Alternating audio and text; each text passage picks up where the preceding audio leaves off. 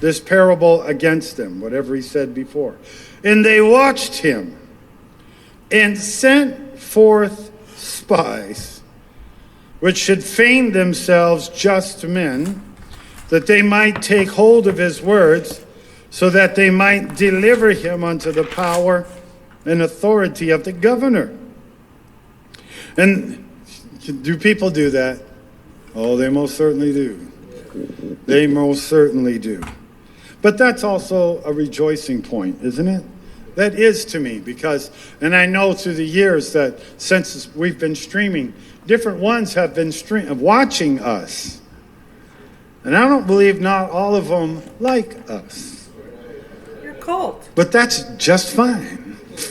They still be watching. This is what NTCC has done through the years, beginning most especially in 2003 and 4, especially 4 when there was the break-off of the House of Prayer group with Dennis leading the way. They like to put the spin, instead of stepping back and saying, wow, what's going on here? We need to evaluate ourselves on what we're doing. Are we a cult? There's so many things out there online that say we are, but instead we're going to pretend that it's not true, and we're going to pretend to glory in the fact that people are watching us stream. Well, it's a good thing, man, because you don't have many views. And I hate lending my view to your total. And I know the sycophants show up to show their support, shall we say. Maybe they just want to be seen as loyal, when maybe through the years people have been questioned all the time. But what is absolutely gross and vulgar and disgusting to me is when I think of all the letters and all the phone calls that have come through to Olson, to Keckle, to Davis, and all of them relating the testimonies of people who have been abused by spouses, of abuse by pastors, of their church members in local civilian and in servicemen's homes, and they were totally, absolutely, fully ignored. And most of the time, those who presented the problem became the problem to NTCC, because they don't care as long as you're strong arming money and to get butts in seats. It does not matter, and it's clear as day.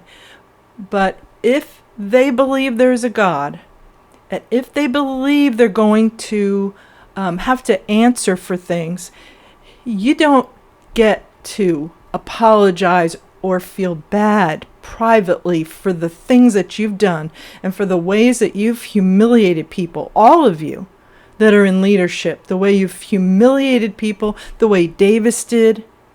He was a disgusting, disgusting person. Disgusting, despicable. And we all know it. And we were all viewers of what happened. And when we finally had our minds opened up to do something, and we wrote about it, and we called about it, we realized the problem is not with all of us individuals. It's from the top down. It's not you not able to do anything out in a church. It's the whole setup. It's the whole organization. If you feel called of God to preach a gospel to lost souls, then just go do it. Just go do it. You don't have to worry about numbers and money and never, ever, ever, ever, ever, ever being good enough and ever doing enough. Meanwhile, the one who tells you that from over the pulpit has done squat. Absolute squat. And when he does relate his tales of encounters with other people, he's always wretched to them. He describes it in a wretched way, and he seems to be really happy about that. So, go ahead, Kinson. Be happy all you want. Go use words like being persecuted. Go tell the brethren in September conference when they come there, oh, we're fighting the devil. No, you're not. You're fighting your cult. You have a cult that is and has been awful to human beings. And you are going to have to answer for it. Whether people meet a God or not after this life, there is karma. There is, I don't even know how you sleep at night. Knowing all that you know of things that you've done, I don't know how you sleep at night. I just don't. But I can, and many of us can now. So, there's that.